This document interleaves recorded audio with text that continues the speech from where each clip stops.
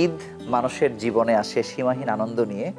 তবে পেশাজীবীদের কথা বলতে গেলে বিশেষ করে চিকিৎসকদের জীবনে ঈদ একটু অন্য রকমভাবে আসে। তারপরেও মানুষ হিসেবে পেশার বাইরে যদি আমরা বলি, নানা ধরনের স্মৃতি প্রত্যেকটি ঈদকে ঘিরেই মানুষের জীবনে থাকে। আমরা এই নানা বিষয়ে কথা বলবো। ঈদের বিশেষ আয়োজন এখন টিভির সেবায় আনন্দ, এই আয়োজনে আমাদের সঙ্গে যুক্ত হয়েছেন ইউনাইটেড হাসপাতালের 3 জন স্বনামধন্য কার্ডিওলজিস্ট। আমাদের সঙ্গে আছেন অধ্যাপক doctor Afzalur Rahman, senior consultant, সঙ্গে আরও আছেন ডাক্তার ফাতেমা বেগম, আরও আছেন ডাক্তার AM শফিক। 3 জনের ডেজিগনেশনও মোটামুটি কাছাকাছি সবাই। আপনাদের 3 জনকে স্বাগত জানাচ্ছি আমাদের অনুষ্ঠানে। আমি একেবারে শুরুতে অধ্যাপক আফজালুর রহমান আপনার কাছে জানতে চাই যে ঈদ বলতে আসলে শৈশব বা কৈশোরের সেই সময়টাই মূলত ঈদ আমাদের কাছে আসলে মনে হয়। একটু যদি পার্থক্য করা যায় যে সেই সময়ের ঈদ কিভাবে ধরা দিত, এখন এই বয়সে এসে তো আসলে ঈদ তো অবধারিতভাবে আমাদের জীবনে আসছে, এখন কেমন করে ঈদ আসে? না, ঈদ তো আনন্দের, অ্যাকচুয়ালি বটেই আনন্দের, নিজের আনন্দ, ফ্যামিলির আনন্দ, ফ্রেন্ডস নিয়ে আনন্দ করা হয়। তবে আমাদের ডাক্তারের জীবনের প্রেক্ষাপটটা ভিন্ন, একটু ভিন্ন। একটা ধরেন আমি যখন স্টুডেন্ট ছিলাম তখন কিভাবে ঈদ পালন করতাম, আমি যখন জুনিয়র ডক্টর ছিলাম তখন কিভাবে পালন করতাম, আমি যখন সিনিয়র ডক্টর হলো তখন কিভাবে, এবং প্রত্যেকটা ক্ষেত্রেই কিন্তু লট অফ চ্যালেঞ্জেস আছে। আবার আরেকটা ইয়েটা হলো কি যে আমাদের ফ্যামিলি কিন্তু আছে সবারই, অবশ্যই। কারণ আমারও ফ্যামিলি আছে, ফাতেমার ফ্যামিলি আছে, শফিকের ফ্যামিলি আছে। সো আমি ধরে নিই সবারই ফ্যামিলি আছে আর কি। সো ফ্যামিলিও তো একটা কিন্তু বিগ ইনভলভমেন্ট। আবার ফ্যামিলির মধ্যে আরও কিছু মানে ডিসপ্যারিটি আছে, যেমন কারো ওয়াইফ ধরেন, আমার wife say non medical, but ফাতেমার ওয়াইফ হলো, ফাতেমার হাজব্যান্ড হলো আপনার ডক্টর, শফিকের হাজব্যান্ড ডক্টর। সো ডক্টর হলে কিছুটা বুঝে, কিন্তু আমাদের যারা নন মেডিকেল তাদের কিন্তু বোঝানোটা মুশকিল, একটু ডিফিকাল্ট বটে। আবার তারা যে আপনি ভালোভাবে পড়েছেন বোঝা যায়। আমি ভালোভাবে পড়েছি, যেভাবে পড়েছি, যেমন আমি লাস্ট মানে এটা তো অনেক মানে আগে যখন অ্যাসিস্ট্যান্ট প্রফেসর ছিলাম তখন আমি বিয়ে করেছি, সেই সময় তো আমাকে নাইট করতে হতো, ইভিনিং করতে হতো NICPT-তে। সুতরাং ঈদের দিনে দেখা যাচ্ছে আমার ডিউটি পড়ে গেছে। এখন সে তো এটাকে অ্যাকসেপ্ট করে নিতে পারে না, ঠিক আছে, ডিফিকাল্ট আর কি। ইভেন আমি এখানে জয়েন করার পরে যেভাবে হোক না রোস্টারে প্রতিটা ঈদেই আমার ডিউটি পড়ে যায়। আচ্ছা, এখন আমার ওয়াইফ খেপে গেল যে তোমার কেন প্রতি ঈদে হবে। আমি বললাম দেখো এটা রোটেশনে করতেছে। বললো না, তুমি রোটেশন হলো ঘুরে ফিরে তোমার নাম কেন আসছে, এবং আমাকে বলছে যে তুমি এটা ইন্টেনশন নিচ্ছ, অন্যদের দৌড় দিচ্ছে না কিন্তু ইন্টেনশন নিচ্ছে। তাহলে বোধহয় আমি তোপের মুখে আছি। কারণ শফিক আবার এগুলো করে, তো আমি যতই বলছি যে না অ্যাকচুয়ালি তা না, এইগুলো আর কি। তারপরেও আমরা যখন সময় পাই ঈদ আড্ডা দিই, ঈদে ঘুরতে যাই, বেড়াতে যাই না। কিন্তু তারপর আমি ডাক্তার AM শফিক আপনার কাছে জানতে চাইবো যে স্যার যেভাবে বললেন যে নন মেডিকেল হলে ঝামেলা হয়, ব্যাপারটা কি আসলে এরকম যে ডাক্তার হলেও পারিবারিক জীবনে সময় না দিতে পারলে একটা বিড়ম্বনা কিন্তু বাধে কি না আসলে, যদি আপনি ঈদকে ঘিরেও যদি বলেন? হ্যাঁ, ধন্যবাদ। অ্যাকচুয়ালি মানে এইটা অনেকের ক্ষেত্রে সত্য, কিন্তু আলহামদুলিল্লাহ আমি এদিক দিয়ে অনেক বেশি সেফড, কারণ আমার ওয়াইফ ভেরি রিজনেবল। প্রবাবলি কখনোই প্রবলেমে পড়তে হয়েছে এটা আমার জীবনে ঘটে নাই। এটা আল্লাহর কাছে অনেক বড় শুকরিয়া। প্রবলেম তাও আসলে না, মানে এর মধ্যে আনন্দ তো অবশ্যই আছে। না, সামটাইমস আমাকে ঈদের মধ্যে বেশিরভাগ সময় আমি আমার বাড়িতে ঈদ করি। বাবা চলে গেছেন, মা আছেন এখনো, তো বাড়িতে ঈদ করি, দেশের বাড়িতে ঈদ করি। তো এটা সবসময় হয়। তবে কোনো কোনো ঈদ আমাকে চিরং যখন ছিলাম তখন চিরং ঈদ করতে হয়েছে। এবং আমাদের ঈদ আনন্দটাও চিটংয়ে, যেমন যদি আমি আমার চিটংয়ের কথাই বলি, তাহলে সেই আনন্দটা হসপিটালকে ঘিরেই ছিল। আমার মেয়েটাকে বললাম যে চলো মা একটু ঘুরে আসি। কোথায় যাবা? আমি বলছি হসপিটালে ঘুরতে যাবো। তো ব্যাপারটা এরকমই হয়। এবং শুধু তাই না, হসপিটাল ঘুরতে গেলাম যে সারাটা দিন হসপিটাল, একটা পেশেন্ট ভেন্টিলেটরে চলে গেল, সেই পেশেন্টকে নিয়ে আমার সারাটা ঈদটাই হসপিটালে চলে গেল। এবং এইটার মধ্যে হ্যাঁ একটা কষ্ট না আনন্দ কোনটা আছে সেই ব্যাপারটা। যখন পেশেন্টটা সেভড হয়ে গেল তখন এটা বিশাল আনন্দে আমার মন ভরে গেল যে একটা পেশেন্ট এই ঈদের দিনে আমি যত্ন করে এই পেশেন্টটা আল্লাহর রহমতে বেঁচে উঠলো। এবং এই রোগীও কিন্তু ওই সময় কল্পনাও করতে পারে না যে একজন ডাক্তার তার ঈদ রেখে এভাবে আপনাকে মানে রোগীকে সময় দিচ্ছে, এটি তার জন্য কিন্তু অন্য মাত্রার ঈদ হয়ে যায় আর কি, আরেক ধরনের। ডেফিনেটলি তাদের এক্সপেকটেশন বিয়ন্ড গ্রেটফুল হয়। Exactly. অন্য দিনের থেকে হয়। আমি আসবো ডাক্তার ফাতেমা বেগম, আপনার কাছে একটু জানতে চাইবো যে এই যে অতীতের আয়নায় যদি একটু দেখার চেষ্টা করেন যে কত বছর কতগুলো ঈদ আসলে পার করে এসেছেন, মানে কোন স্মৃতি ভোলাই যায় না, মানে বারবার ঘুরে ফিরে আসে, এমন কিছু না কিছু তো আছে। আমি যেটা মনে করি মানুষের জীবনে সবচেয়ে ভালো সময়টা শৈশব, জি। যখন তারা বাবা মার সঙ্গে থাকে। এই যে আমরা বাবা মার সঙ্গে আগে আমরা যখন বড় হয়েছি সবার সাথে তো 4-5 জন ভাই বোন থাকতো, আমরা 5 ভাই বোন আর কি, আমি একটা বোন। এই যে ছোটবেলায় যে ঈদ, এইটা আর কখনো মানে 4 ফিরে ভাই 1 বোন। হ্যাঁ, ছোটবেলায় আমরা যে 6 ভাই 1 বোন। ছোটবেলায় যে ঈদ, এইটা আর হয় না। বাবা মা নিজের কোনো দায়িত্ব থাকে না, সকালবেলা উঠে কাপড় মানে ড্রেস দিবে, ড্রেস পরে নাস্তাকে ফ্রেন্ডদের নিয়ে ঘুরে বেড়াবো। আর এই 5 ভাই বোনের যে বন্ধুরা আসতেছে বাসায়, মারা যেগুলি ম্যানেজ করতেছে এটা তাদের উপর দিয়ে। আর আমার মা একবার বললো যে ঈদ আসে আর আমার আর কষ্টের কোনো শেষ নাই, ঈদটা না আসলে হয় না। মানে এতগুলি ছেলে মেয়ে বটেই। একসাথে থাকতো। আর সবাই তো মানে আমি তো বড় হয়েছি রংপুরে, এটা তো মফস্বল শহর আর কি। আচ্ছা, তখন জি, জি। তো মানে সবাই সবার বাসায়, দেখা গেলাম বড় ভাইয়ের 5 জন ফ্রেন্ড আসলো, আমার 5 জন, এরকম করে এত রান্না শেষ হয়ে গেলো, আবার রান্না বসালো, আবার করলো। এই যে ঈদ, এখন তো ঈদ আসলে অনেক মেকানাইজড হয়ে গেছে। আমরা কিন্তু আপনি একজন নারী হিসেবে না, মানে পরিবারের একমাত্র কন্যা হিসেবে আর কি, মানে আলাদা রকম ঈদ আসতো আপনার কাছে? হ্যাঁ, আমি তো আসলে প্রায়োরিটি পেয়েছি সবসময়। সেটাই বলছি। মানে বাবা মা সবার থেকে প্রায়োরিটি, আত্মীয় স্বজন কাউকে কিছু কিছু দিতে হলে আগে ওকে দেই, মানে ও একটা ওকে দিতে সুবিধা। এখনো এইবার ঈদেই তো আমি হিসাব করছি যে আমি 5টা শাড়ি আর 8টা সালোয়ার কামিজ গিফট পাইছি। গতবার এগুলি বানানো হয় না, মানে এত এখনো প্রায়োরিটি আছে। কিন্তু সেই সময় যে তখন তো আসলে আমাদের ডিমান্ড অত বেশি ছিল না, একটা জামা একটা জুতা হলেই আমাদের অনেক খুশি। এই পাড়ায় পাড়ায় ঘুরে বেড়িয়ে বাড়ির বাড়ি ঘুরে সারাদিন টায়ার্ড হয়ে এসে ঘুম, আর এই আর কষ্টটা করতো তো বাবা মা। এখন তো আমরা সেই বাবা মার পর্যায়ে গেছি, তাই না? এখন তো আমাদের কষ্ট করতে হয়। আর এখন ঈদ অনেকটা ফর্মাল হয়ে গেছে, মানে এখন আর অত বেশি মানে সে আগের মতো, কিংবা আমাদের বয়সটাই নাই আর কি। আমরা একেবারে ছোটবেলার প্রসঙ্গ ম্যাডাম তুলে ধরেছেন যে ওই যে একটি জামা বা একটি জুতা, বা এমনও ছিল এক সময় যে জামা পেলে প্যান্ট পাবে না, বা এরকম সময় কিন্তু অনেক পরিবারে আসলে গেছে। ওই সময়ের স্মৃতি আপনার কাছে জানতে চাই। আমরা এমনও দেখেছি যে ঈদের দিনে হয়তো একটা হাই হিল কিনেছে গ্রামের একজন কোনো একটা কিশোরী, বা কিন্তু সে কিন্তু হাঁটতে জানে না, ওই স্যান্ডেলটা খুলে নিয়ে রাস্তায় হেঁটে হেঁটে যাচ্ছে, কিন্তু ঈদের জন্য সেটা কেনা হয়েছে। এটা আমরা গ্রামে অনেক সময় আসলে দেখি। আপনার শৈশবের এই সময়ের গল্প একটু শুনতে চাই। যে শৈশবের আমরা 6 ভাই 2 বোন। আচ্ছা, আপনার চেয়ে একটা বোন বেশি আর কি। একটা বোন বেশি। তো we are a very big family. জি। আমার বাবা এগ্রিকালচার অফিসার ছিলেন, আমার বাবা মা 2জনই মারা গেছেন। তো ছোটবেলায় আসলে আমার বাবা এগ্রিকালচার অফিসার, আবার অনেস্ট এগ্রিকালচার অফিসার ছিল। সো এগ্রিকালচার অফিসার কিন্তু বেতনের বাইরে কিছু নাই। আচ্ছা। আর উনি ধরেন কখনো বিভিন্ন ডিস্ট্রিক্ট ঘুরে বেড়াতেন। আচ্ছা, তো আমরা সেই সময় যা পেতাম তাতে খুশি ছিলাম। একটা খুব টাইট ছিল আর কি, খুব টাইট ছিল, খুব টাইট ছিল, but it is good, we are very happy. এবং আপনি দেখবেন যে মানুষ হবার ক্ষেত্রে আমরা যে অতীতের যে পরিবারগুলোকে দেখি, একটা হয়তো প্রাইমারি স্কুলের শিক্ষকের ছেলে, যেমন আমার বাবা প্রাইমারি স্কুলের হেডমাস্টার ছিলেন, লিমিটেড ইনকাম, কিন্তু এই যে এত পুরো পরিবার কিন্তু চলে যায় আসলে। না, এখানে আমার একটা হিস্ট্রি মনে পড়ে। আমি তখন পুঠিয়াতে ছিলাম, পুঠিয়া স্কুলে পড়তাম। রাজশাহীর পুঠিয়ার কথা? রাজশাহী পুঠিয়া, আমি রাজশাহী আচ্ছা। পুঠিয়া ছিলাম। জি। তো ওখানে আমার বাবা যখন ওই স্বাধীনতার পরে এগ্রিকালচার অফিসার হিসাবে, যখন সব কিছুই তো চেয়ারম্যান ছিল না, ম্যানেজমেন্ট ছিল না, তো আব্বা ছিলেন থানার চার্জে ওখানকার, অ্যাজ এ অনেস্ট অফিসার তাকে থানার চার্জে দেয়।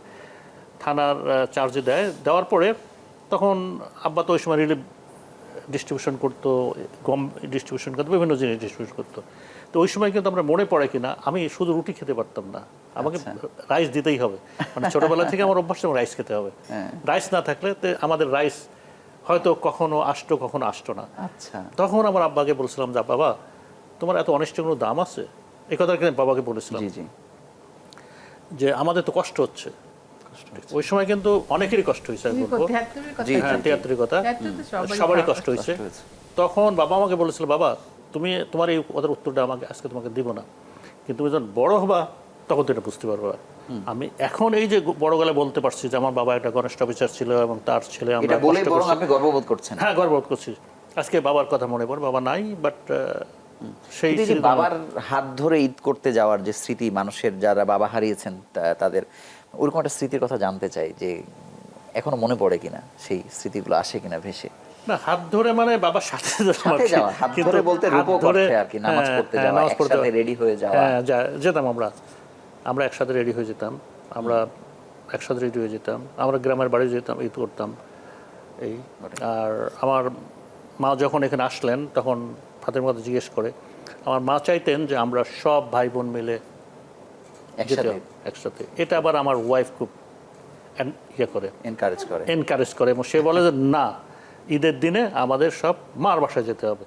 সো অনেক দেখা যাচ্ছে যে আমরা গেলাম, আমার মার যে বাসাটা, সে বাসাটা ধরেন সে বাসাতে জায়গাই হতে হয় না আর কি, এমন অবস্থা। জি, দ্য রিজনেবলি গুড সাইজ। এটা হলো পান্থপথে, গ্রিন রোডে পান্থপথে, পান্থ গ্রিন যে অ্যাপার্টমেন্টগুলো আছে ওখানে মা একটা অ্যাপার্টমেন্ট কিনছিলেন। তাতে উই এনজয় দ্যাট। জি, ধরেন হলে কি আমাদের ব্যাস খাওয়া হতো, ধরেন ছেলের আগে বসলো, বাবার সাথে বসলো, তারপরে আমার ওয়াইফরা বসলো সবাই, তারপর ছেলে মেয়েরা বসলো, এইভাবে হতো আর কি। But that is really enjoyable.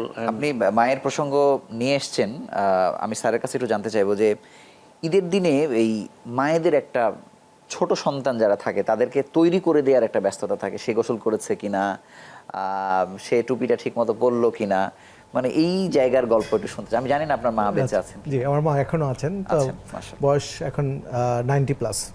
So উনি এখন মেমোরিও ভালো না, এখন অবস্থা আসলে সেরকম ভালো না। তো আমি শৈশবের কথাটা একটু যদি বলি, মানে এতগুলো কথাগুলো হয়ে গেল, তো শৈশবের ব্যাপারগুলো আনন্দটা অনেক বেশি ছিল একটা কারণে, তখন না প্রাপ্তি যেটা সেটা অনেক বেশি আনন্দ দিত। কারণ এখন আমাদের প্রাপ্তিটা অনেক বেশি, কিন্তু আনন্দটা ছোট হয়ে গেছে, ক্ষীণ হয়ে গেছে।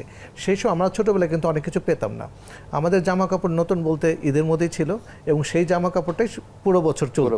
আবার ঈদ আসলে সেই জামা কাপড়গুলো পেতাম আমরা। তো এই জামা কাপড়গুলো কখনোই কিন্তু আমরা কাউকে দেখাতাম না, এটা হতে হবে ঈদের দিন সকালবেলা। তার আগে কেউ দেখতে পাবে না। কেউ আসলে, বন্ধু বান্ধব আসলে আমরা বালিশের নিচে অথবা তোষকের নিচে রেখে দিতাম যাতে কেউ দেখতে না পায়। এটা একটা বিশাল আনন্দের ব্যাপার ছিল। এবং একটা মনে হতো যে যেহেতু কম পাওয়া যেত, মানে আমাদেরও তো একটু বয়স হয়েছে আর কি, মানে ওই সময় মনে হতো যে ওটারও একটা ঘ্রাণ ছিল আলাদা অনেক। এবং জুতা পরে খাটের উপর আমরা হেঁটে বেড়াতাম, যে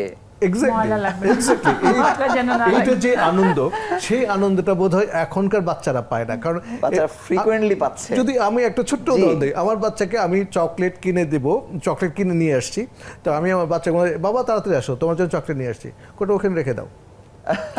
কারণ সেটা পেয়ে অভ্যস্ত, তার কাছে এটা নতুন কিছু। আর তাকে সারপ্রাইজ করবেন না, সারপ্রাইজ করার সুযোগ এখন নাই, সত্যিকার অর্থে নাই। তো কাজেই আমরা যেভাবে সারপ্রাইজ হতাম, ঈদের দিন পোলাও খাবো, মাংস খাবো। সাধারণত অন্যান্য দিনে পোলাও মাংস আমাদের খুব একটা খাওয়া হতো না। ঈদ উপলক্ষে এই যে খাবারের যে আনন্দ, খাবার খাবো, বিভিন্ন বাড়িতে যাব, তাদের বাসায় যেয়ে খাবো, তো এই ব্যাপারটা অন্যদিন হতো না। কাজে এই ঈদের আনন্দটা সত্যিকার অর্থে অন্যরকম। ইভেন মানে কোরবানি ঈদে দেখা যেত যে পানীয় খাওয়া, মানে বছরে একবার খাচ্ছি, গোশত খাওয়ার পরে দোকানে গিয়ে খেতে হয় আর এক্স্যাক্টলি সেই ব্যাপারটা। আর মায়ের ব্যাপারটা যেটা বললেন, আমরা সিমিলার, 6 ভাই 2 বোন। তো আমাদের সবাইকে প্রিপেয়ার ফ্যামিলির মানুষ আমরা একসাথে।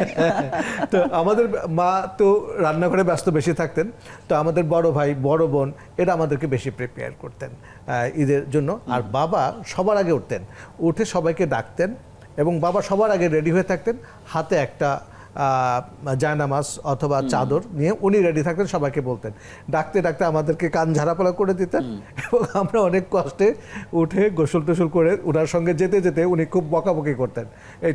এই বকাটা প্রতি ঈদেই আমাদের জন্য কমন ছিল। এটা আমাদের গায়ে খুব বাঁচত না, কারণ ঈদ আসলে এটা আমাদের খেতেই হবে। তো ওইভাবেই যেতাম আমরা 6 ভাই একত্রে, একই ড্রেসে।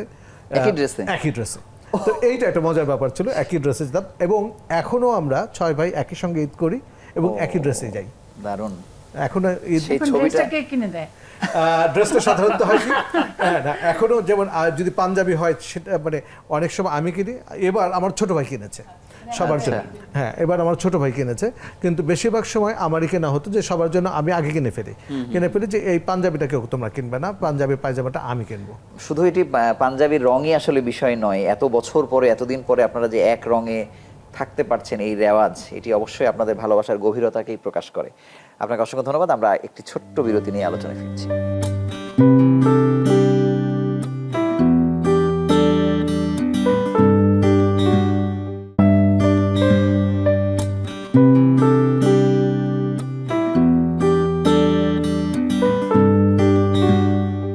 ডাক্তার ফাতেমা বেগম, আপনার কাছে জানবো যে ঈদের দিনে আপনি যে এখন তো মা হয়েছেন, ঈদের দিনে নারীদের যে ব্যস্ততা, আপনার মায়ের কথা বলছিলেন যে বলতো ঈদ যেন না আসে, না আসলেই ভালো হতো, মজা করে হয়তো বলে।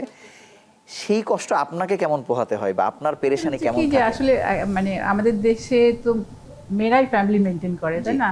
একটা যখন অকেশন আসে তখন তো অনেক মানুষকে এন্টারটেইন করতে হয়, শুরু থেকে কি খাওয়াবে, কোথায় খাওয়াবে, তারপরে কাজের মেয়েরা ছুটিতে থাকে, এটা আসলে অনেক দায়িত্ব এবং সারাদিনই অলমোস্ট সব ব্যস্ততার মধ্যেই থাকতে হয়। এখন আমরা হচ্ছে যে আমরা 5 ভাই বোন, আমরা 5 ভাই বোন এখন ঢাকায় আছি, আমরা রংপুরে বড় হয়েছি। আমাদের বড় ভাইয়ের বাসা ধানমন্ডি 32 নম্বরে, ওখানে সবাই মিলে আমরা ওখানে যাই, সকালবেলা ভাবি বাসা নাস্তা করি আর কি। আমরা নাস্তা করে ওরা সবাই মিলে, আমরা 4 ভাই আর আমার হাজবেন্ড 5 জনে মিলে মসজিদে যাই, তাকাও মসজিদে নামাজ পড়ে আসে।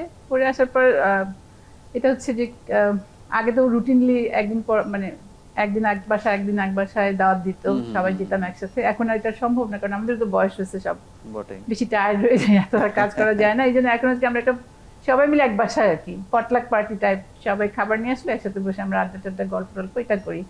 আর আমরা হচ্ছে তো প্রফেশনাল লোক, তাই না? আমাদের তো অনেক সময় যে আফজাল স্যার কতবার ডিউটি করছে বলো না, যে আমি তো আসার পর থেকে ঈদের ডিউটি, এরকম আমাদের রোস্টার করতেই হতো। রোস্টার করতে গেলে অনেক সময় ঈদের দিনে অন কলেও আসতে হয় আর কি, কখনো আসতে হতো। একবার তো কোরবানির ঈদে আমার অন কল ছিল, তারপরে ঠিক যখন গরুর মাংস নিয়ে আসছে তখন আমার কল আসছে। আমি হসপিটালে এসে অ্যাঞ্জিওপ্লাস্টিক করে বাসায় গিয়ে দেখে আমার হাজবেন্ড কোনো রকমের ফ্রিজের মধ্যে মাংস লেগে ঢুকায় রাখছে।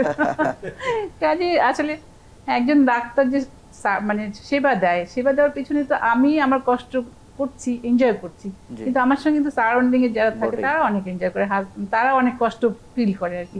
আমার হাজবেন্ড ডাক্তার, সে মেনে নিতে পারছে, নন মেডিকেল হলে হয়তো নাও মানতে পারতো। ধন্যবাদ। অধ্যাপক আফজালুর রহমান, আপনার কাছে জানবো যে ঈদের তো আনন্দ, ঈদের ছুটি বা ঈদের ওই কয়টি দিন ঘিরে আসলে, কিন্তু ঈদ আসলে কত আগে থেকে কতভাবে আসে? এই যে রোজার চাঁদ উঠলো বা শবে বরাতের তখন থেকে ঈদের প্রতিধ্বনিটা শুরু হয় কিনা, মানে ঈদকে আপনি কিভাবে দেখেন? ঈদ আসলে দুটো ঈদটা আমাদের, একটা হলো ঈদ উল ফিতর, ঈদ উল আজহার। তা আমার মনে রোজার ঈদটাই সবচেয়ে বেশি অ্যাট্রাকটিভ, এবং কখন চাঁদ দেখা যাবে, কালকে রোজা রাখতে হবে, বা এখন আসছে যে আমাদের কয়টা মানে ঈদ কয় তারিখ হবে, নাকি 31 তারিখ হবে নাকি 1 তারিখে হবে, চাঁদ দেখা যাবে, এটা কিন্তু এক্সাইটমেন্ট ব্যাটে। এবং বিশেষ করে ফ্যামিলিগুলো বেশি, যেমন ওয়াইফ বলতেছে যে সে আবার এসব ব্যাপার খুব এনজয় করে, সে মানে তার যেমন কষ্ট দিই কিন্তু সে কষ্ট পায়, কিন্তু সেটা আবার সে অ্যাকসেপ্ট করে নেয় আর কি। অ্যাকসেপ্ট না করলে তো ডিফিকাল্ট, তার স্যাক্রিফাইস। আর তার একটা গুণ হলো কি, সে সবকিছু নিজে করবে। আচ্ছা, ইভেন পারলে ফ্লোরটাও সে পরিষ্কার করবে, বুঝতে করেন না? যেমন এবার করার প্রবণতা কম কিনা স্যার, আপনাকে তো অভিযোগ দিয়ে ফেলেছে। এইবার আমাকে বলে দিচ্ছে যে তুমি ঠিক করেছো, আমি সবসময় ঠিক রাখি না ঈদের দিনে কি করা হবে, আগে থেকে প্ল্যান রাখি। আমি দেখো 31 তারিখে ঈদ হলে আমরা সময় আছে, আমার বোনের বাসায় যাব, মানে আমার বোনের বাসা মানে যে আগে আমার মার বাসা মিলিত হতো, এখন আমার বোনের বাসা মিলিত হই, ওখানে আর বেশি এনজয় করি। ওই আমার বড় বোন যেটা আছে সেটা মাদারলি, আমার মার মতো কিছু চরিত্র আছে, সেজন্য ওই বাসাতে সবাইকে স্বাচ্ছন্দ্য ফিল করে। তারপরে আমাদের বাসায় যায় ঘোরাঘুরি। আমার ওয়াইফ গতবার হঠাৎ করে ডিক্লারেশন দিল যে না, যেহেতু সে ফ্যামিলির সবার চেয়ে বড়, ডিজায়ার করলো যে না, আমরা ঈদটা বাড়ি এনজয় করব। সেই জন্য আমরা হলো আর কি স্যার, সেটাই আমরা বাড়ি এনজয় করলাম আর কি। ধন্যবাদ। আমি স্যারের কাছে একটু জানবো যে আমাদের বিশেষ করে বাংলাদেশিদের জন্য এই যে রমজানের ওই রোজার শেষে এলো খুশির ঈদ, মানে মনে হয় যে ওই গানেই বাদ ভাঙা উল্লাস, ঈদটা আগের দিনই এসে পড়ে আসলে। মানে আপনি যেহেতু একজন নাট্যকর্মী, অনেক নাটকের নির্দেশনা দিয়েছেন, আমাদের দেশের সাহিত্যে, গানে, কবিতায়, নাটকে ঈদ কিভাবে ধরা দেয় সেটির ইতিহাস যদি একটু বলেন। মানে ঈদের যে ব্যাপারটা, রমজানের ওই রোজার শেষে এই একটা গানটাই জি পুরা ঈদটাকে ধরে রাখে।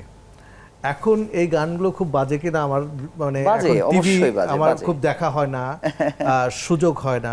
রেডিও, আমাদের সময় ছোটবেলায় তো আমরা মোস্টলি রেডিও শুনতাম, এবং এটা একেবারে শেষে 7 দিনে যেভাবে প্রত্যেকটা গানের পরে প্রত্যেকটা অ্যাড, এটা জাস্ট একটা অ্যাড হিসাবে চলতে থাকতো। মানে এর মাঝে ওই সুরটা থাকতো, এক লাইন হলে বাস্তব, এক লাইন হলো বাস্তব। এইটা আসলে খুব আনন্দদায়ক ব্যাপার ছিল যে রমজানের ওই রোজার শেষে তো অনেকগুলো কবিতা, গল্পে ঈদের সম্ভারগুলো, আগে ঈদ সংখ্যাটা বেশ জনপ্রিয় ছিল, যেটা আজকাল কিন্তু দেখা যায় না। ঈদ সংখ্যাটা, যেমন কোনো বাড়িতে ঈদ সংখ্যাটা নাই। আমার বড় বোন মানে এই ঈদ সংখ্যার জন্য পাগল হয়ে যেত যে ঈদ সংখ্যাটা কখন আসবে, এবং ঈদ সংখ্যাটা অনেক মোটা থাকতো, এবং এইটা বাসায় আসতেই হবে। কিন্তু আজকাল আমাদের সেগুলো নেই, কারণ আজকাল টিভিতে আমরা এমনভাবে ডুবে থাকি। এবং আগে যেমন বিটিভিতে 3 দিনের প্রোগ্রাম হতো, সেটি যত জনপ্রিয় ছিল, এটি যখন 7 দিনে কনভার্ট হয়ে গেল তখন মনে হলো যে কোথায় জানি একটু ডাউন হালকা হয়ে হলো গেছে, আর কি। স্তীমিত হয়ে গেছে। এটা সত্যি কথা, কারণ আমাদের এখন সত্যিকার অর্থেই আমরা কি টিভি দেখি না চ্যানেল উল্টাই? চ্যানেল উল্টায় বা সোশ্যাল মিডিয়াতে টিভির কন্টেন্টগুলো চলে আসে। হ্যাঁ, সেগুলো সোশ্যাল মিডিয়াতে আমরা কিছু টিভি দেখি, টিভিতে আমরা কিছু কিছু দেখি, আর বেশিরভাগ ক্ষেত্রে আমরা চ্যানেল উল্টাতে উল্টাতে একসময় বিরক্ত হয়ে উঠে যাই, অথবা কোনোটা ভালো কিন্তু লাগলে একটা জিনিস তখন হলো কি, চেয়ে কিছুক্ষণ টিভির যে দেখি। প্রোগ্রামগুলো হয় সেই প্রোগ্রামগুলো অনেকটা মনোটোনাস হয়ে গেছে। এবং মনোটোনাস হয়ে গেছে, এবং অ্যাড এত বেশি থাকে যে মানে মাইন্ডটাকে ডিস্ট্রাকশন করে দেয়। কাজে এটা একটা কিন্তু বিশাল মানে খবর দেখার limitation। বাইরে মানে হ্যাঁ। বিনোদনের জন্য টিভি দেখা এটা বরং কমে গেছে অনেক। কমে গেছে এবং সোশ্যাল মিডিয়া একটা ফ্যাক্টর, যেটা বলা হলো, যেটা আমি ইউটিউবে দেখতে পাচ্ছি, সারাদিনই তো একটা টিভি হাতে সারাদিনই নিয়ে আমি বসে আছে মানুষ। যেমন হলো কি আমরা এখন যেটা বাংলাদেশ সম্বন্ধে খোঁজ খবর নিচ্ছি, আমাদের টেলিভিশন যেতে হয় না। টেলিভিশন ডক্টর আপনার ইউনূস ফ্রেন্ড কোথায় লিস্টে যারা আছে ফেসবুকে তারাই তো ওই তথ্য আপনাকে দিয়ে হ্যাঁ, অলরেডি ভরপুর যেমন করে আমি- Already, সেটাই। যেমন গতকালকে আমি একটা তথ্য ইয়াকে দিলাম, শফিককে দিলাম, কিছুক্ষণ পর শফিক আবার একটা তথ্য আমাকে দিল, একই।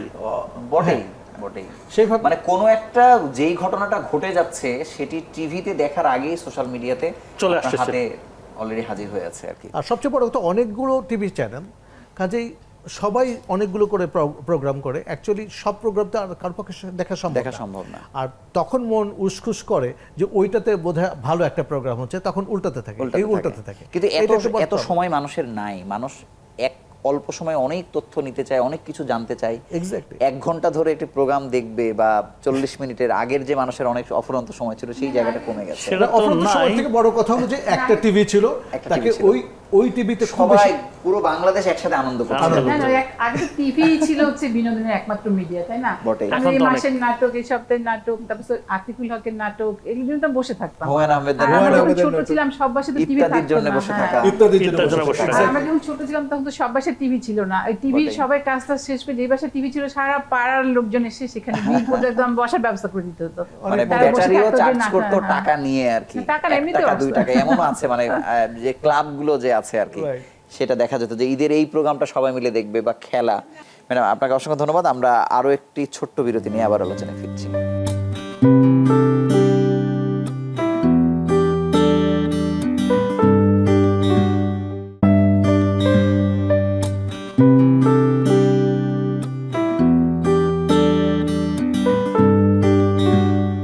ডাক্তার ফাতেমা বেগম, আপনার কাছে জানবো যে ঈদের একটি অনুষঙ্গ হিসেবে ধরা দেয় ঈদি বা সালামি, আমরা যেভাবে বলি না কেন, এটি ওই রংপুরে কেমন ছিল, ঢাকাতে এসে কেমন দেখলেন, বা আপনিও কিভাবে এখন ফেস করেন? এখন হচ্ছে কি যে আমরা যখন ছোট ছিলাম তখন আসলে সালামিটা অত বেশি প্রচলন ছিল না, কিন্তু মানে টাকা দিয়ে বাচ্চাদের হাতে টাকা দেওয়াটাকে খুবই ডিসলাইক করতো আর কি, মানে ওরা শাসনের মধ্যে রাখতো, ওদের হাতে টাকা দেওয়া যাবে না। কিন্তু আমরা যখন বড় হতে থাকলাম তখন দেখলাম যে এটা একটু বড় হলাম, তখন এটা আস্তে আস্তে সংস্কৃতির মধ্যে ঢুকে পড়ছে।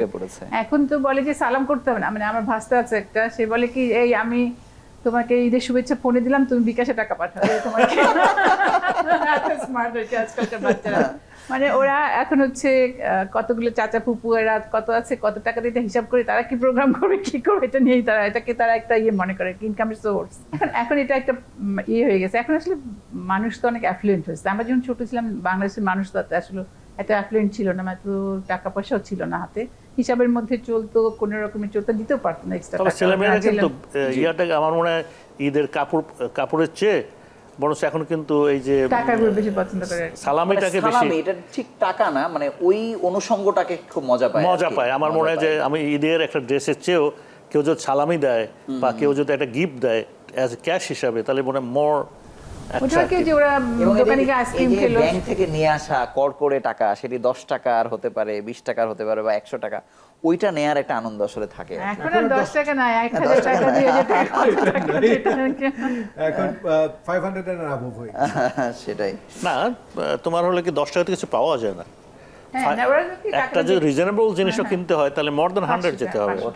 সুতরাং ওই ফার্স্ট পার্সেন্ট খাবে, ওরা কফি খাবে, ওরা বাইরে যাবে, ওদের তাদের বন্ধুদের আড্ডা। আমাদের লেভেলের লোকজন, আমি জানি না এখনো যারা মফস্বল শহরে যারা মিডল ক্লাস তাদের আছে, নিশ্চয়ই হ্যাঁ, একজন হ্যাঁ, আছে, তো সেখানেও আমরা তো সেই লেভেল থেকে নানান রকমের তাদেরও class। আছে, গ্রামগঞ্জেও আছে, আবার ছোট 100 মফস্বল টাকাটা আসলে দুধ ভাতের মতো হয়েছে আর কি। 100 টাকাটা দুবাদের মতো হচ্ছে 100 টাকাটা আসলে সেটাই, কত আমরা বড় 10 টাকা পয়সা না। যখন ছোটবেলায় 10 পয়সা পেতাম তখন যে আনন্দটা হতো, ঈদের মধ্যে 10 পয়সা পেলে আমরা একটা ভালো চকলেট কিনতেই পারতাম, বটে। অথবা একটা আইসক্রিম কিনতে পারতাম। সেই যে আনন্দটা এখন আর 100 টাকায় নাই। হ্যাঁ, স্যার কাছে আরেকটু জানতে চাই যে ঈদের এই যে কিছু দৃশ্যমান আনন্দ, আমরা ঈদই বলি, ঘোরাফেরা বলি বা আড্ডা দিয়ে বলি, এছাড়াও একেবারে রোজার চাঁদ ওঠা থেকে শুরু করে এই যে একজন মানুষের আত্মশুদ্ধির যে একটি প্রচেষ্টা, নিজেকে সেটি যেভাবে বলি না কেন, প্রার্থনাতে বলি, নিজেকে বিরত নিবৃত রাখার কথা বলি, এটাও ঈদের সাথে কতটা বেশি অ্যালাইন করে যায় আসলে? এটা মনে হয় ঈদের সাথে ডাইরেক্টলি অ্যালাইনমেন্টে চলে যায়। আর এটা নির্ভর করে যে কে কেমন, কিন্তু এটা নির্ভর করে। যেমন আমি বলি আমার ফ্যামিলিতে, আমার ওয়াইফ যে রমজান 1 মাস সবাই এটা করে, আমার মুসলমানরা। তো যেহেতু আমি আমার ওয়াইফকে দেখি যে না, সে একেবারে রেজিমেন্টাল।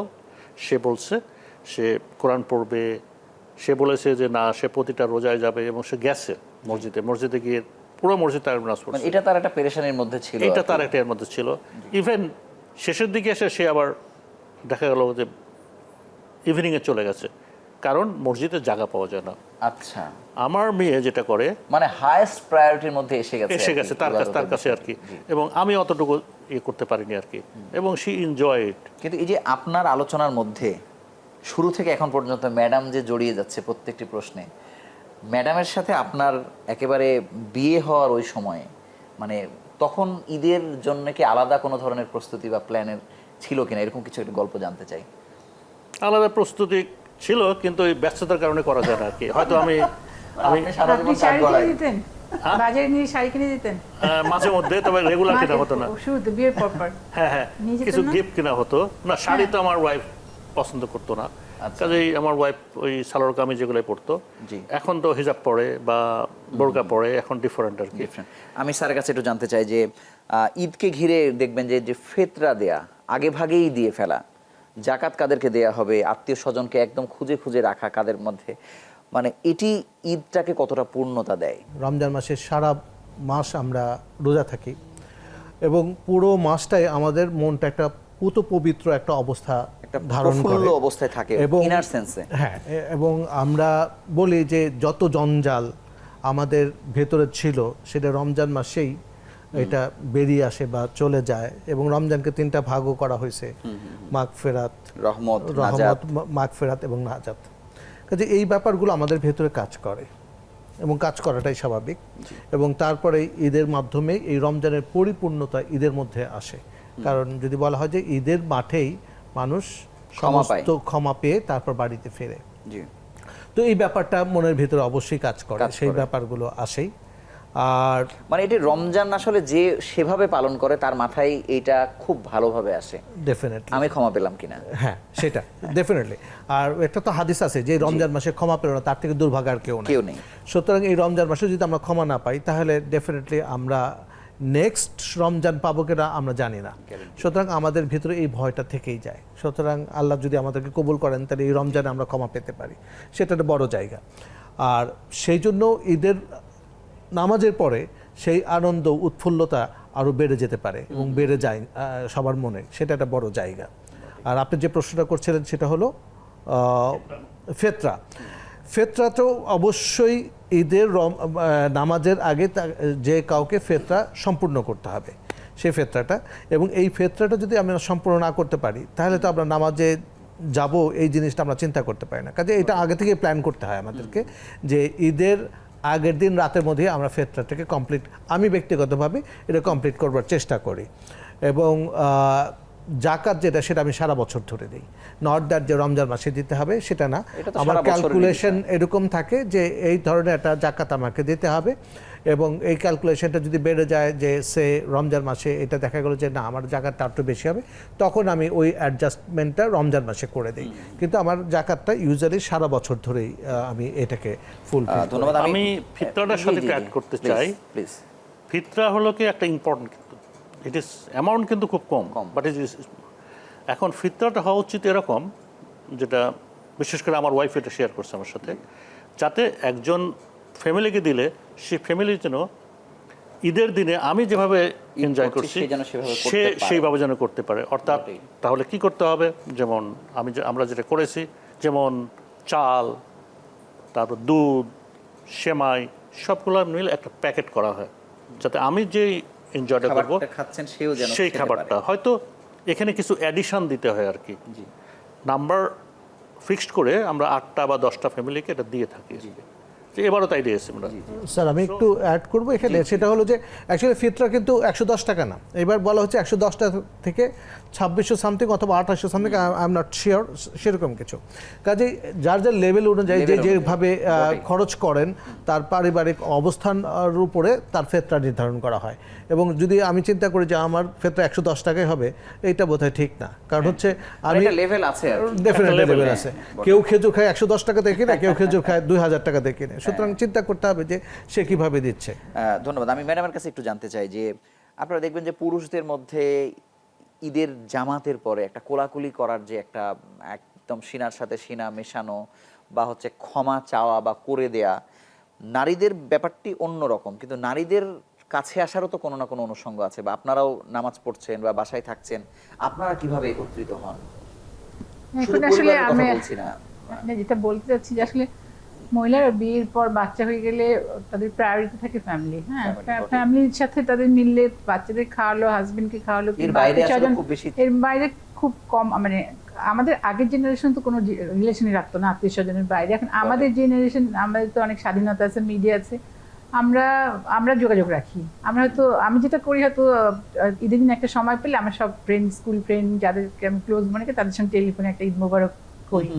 আর একটা হচ্ছে যদি কাছাকাছি কোনো ফ্রেন্ড থাকে তাহলে তার বাসায় গেলাম, কি তার সাথে কথা বললাম। আর ঈদের পরে একটা গেট টুগেদার করার কাজ যায় কিনা ট্রাই গেট টুগেদারটা এখন খুব কমন হচ্ছে আর কি, গেট টুগেদার যে করা যায়, কিন্তু অমুক আসলে স্কুলের বা অমুক ব্যাচের আসলে মানে মেয়েরা ছিল টোটালি আলাদা। আলাদা ঈদেরটা একেবারে। হচ্ছে মেয়েরা শুধু কাজই করবে, কাজই করবে, ছেলেরা শুধু এনজয় করবে, এটাই হচ্ছে। সে যেটা মিন করছে, ধরুন ঈদের নামাজ পড়তে গেলেন, হ্যাঁ, আমাদের সেখানে তো- আমরা কোলাকুলি করি, হ্যাঁ, মানে আপনারা আমাদের তো এরকম আসলে কোলাকুলি সুযোগ- করেন, সেই সুযোগ হয়। হাই না, করেন, না, সেটা সুযোগ না, এটা বললাম সুযোগ যে নাই। আমরা ফোনে কথা বললাম। আমরা নাকি ঈদের নামাজ তো পড়তে যাচ্ছেন আপনি? ঈদের নামাজ তো আমি পড়তে যাই না, মাঠে যাই না। ও, আপনি যান। সবাই জানা তো, অনেকে সবাই যায়, জানা। অনেকে যায়, অনেকে যায় না। অসংখ্য ধন্যবাদ। আমরা শেষ বিরতি নিয়ে আবার আলোচনায় ফিরছি।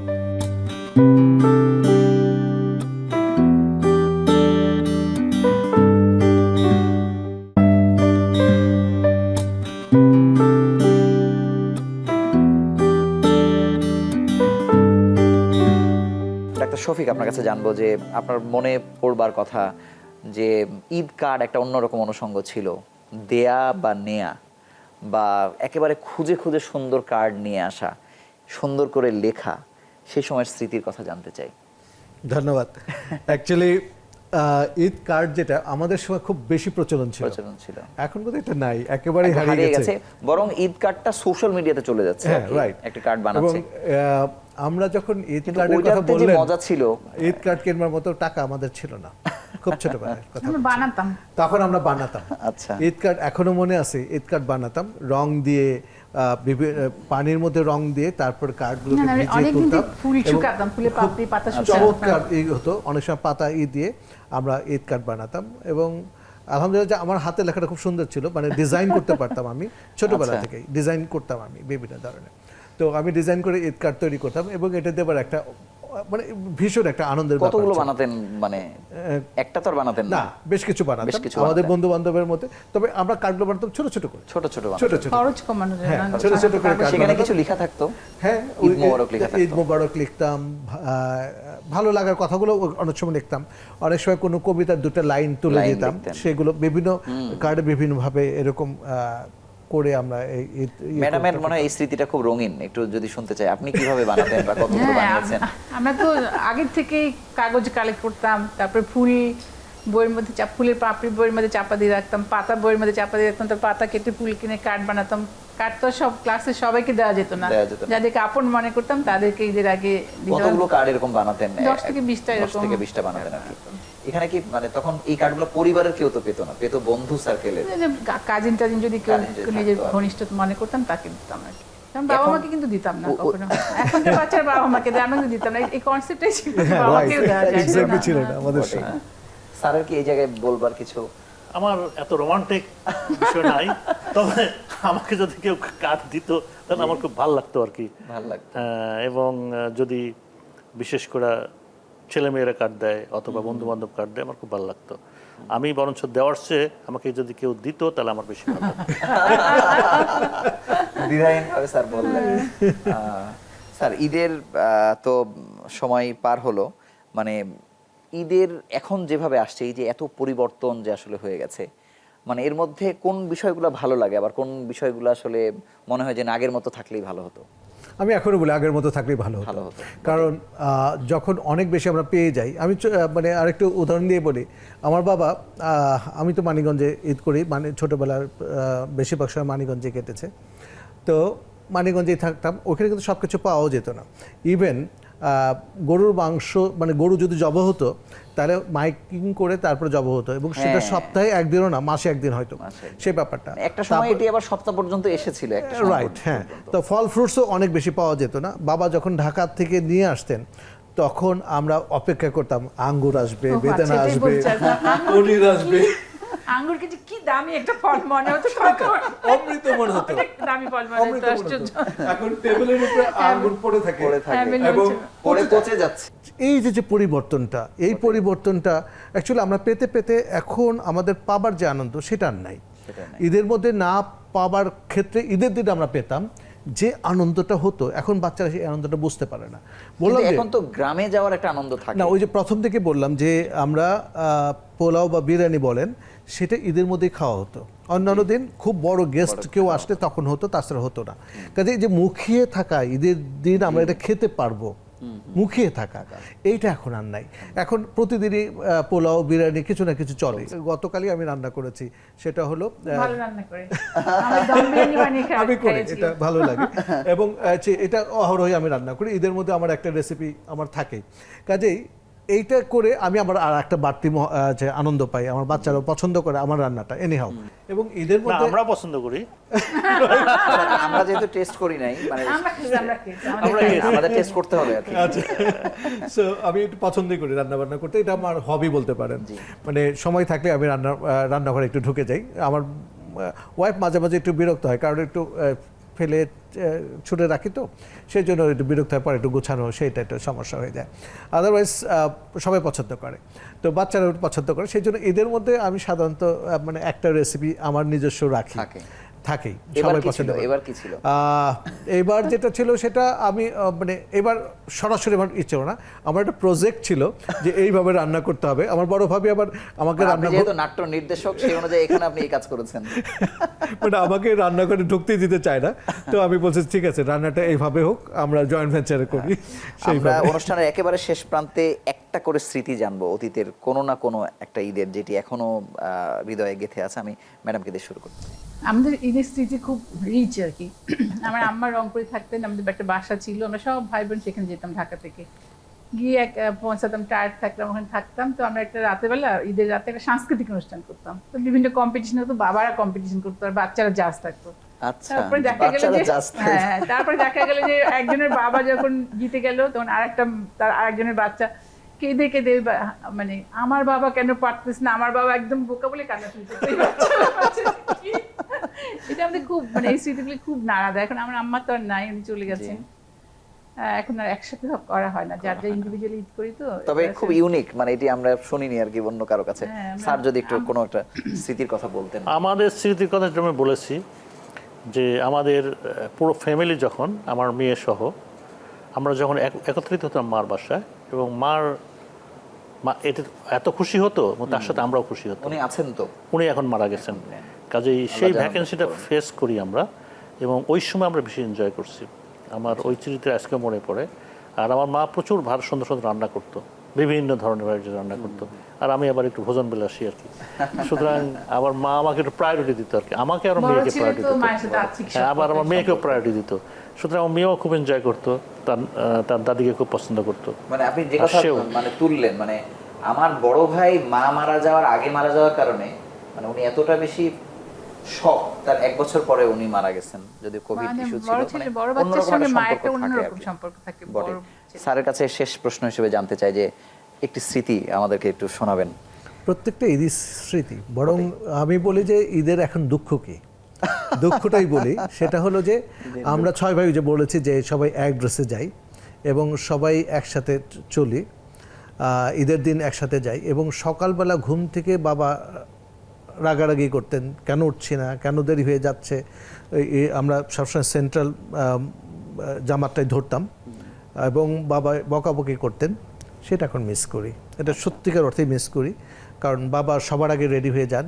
আগে যেমন হেঁটে যেতাম, ইদানিং গাড়িতে যাই আমরা সবাই মিলে, তো সবাই রেডি হয়ে যাচ্ছে, কিন্তু বাবার নিচ থেকে সবাইকে ডাকতে শুরু করছে, না তোরা না গেলে আমি চলে গেলাম, তোরা গেলে মানে চল। যেতেন না কিন্তু একটা দাঁড়িয়ে ধারণার থাকতেন। মধ্যে হ্যাঁ, রাখতেন। সবসময় সে মতো বটেই। রাখতেন। সেই জিনিসটা খুব বেশি মিস করি। এইটাই মানে প্রত্যেক ঈদেই এখন এইটাই আমার জন্য যেন বড় একটা স্মৃতি। মানে এটাই মানে ওই কষ্ট। দুঃখ হয়ে আসে আর কি। Our sweetest songs are those which tells us the saddest thought. কারণ ওই কষ্টগুলো আমার স্মৃতি, আনন্দগুলো ঝরে যায়, কিন্তু কষ্টগুলো ভেতরে বারবার নাড়া দেয়। দারুণ করে বলেছেন। আপনাদের তিনজনকে অসংখ্য ধন্যবাদ আমাদের অনুষ্ঠানে এত স্মৃতিচারণ করবার জন্য। আপনারা ভালো থাকবেন, সুস্থ থাকবেন। আমাদের জীবনে আরো অনেক ঈদ আমরা উদযাপন করতে চাই।